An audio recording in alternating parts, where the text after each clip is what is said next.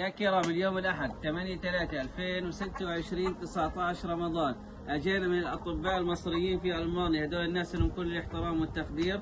وأخونا عبد الله الشافعي نسأل الله يتقبل منه، وإطعام من الطفلين الحسن والبراء من مصر، نسأل الله يحفظهم الأطفال هذول. وأخونا حسن أحمد يعني، وأخونا وأختنا عزيزة عبد محمد وولديها، والأستاذة هالة أم عدنان ومنزل التقوى، والأستاذة أماني وكريمة أم رشاد، والحاج أحمد أبو سالم، والأستاذة سامي نبيل، والدكتورة بسمة أبو سالم وأولادها، والدكتورة نهلة ورضوى وأبو سالم وأولادهم. ونسأل الله العظيم يتقبل منهم.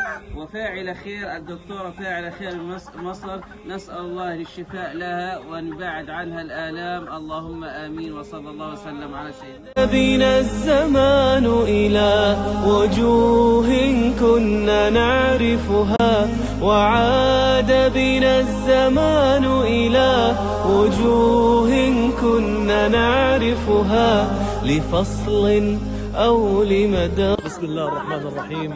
نشكر الأخوة الداعمين لجلب لنا في المخيمات رز بدجاج. اجت في وقتها صراحة احنا مش طبخين نهائيا، وراكنين على الوجبة هذا. الله يخلف عليكم وبارك الله فيكم، وكل ميزان حسناتكم. وبارك فيه هادي.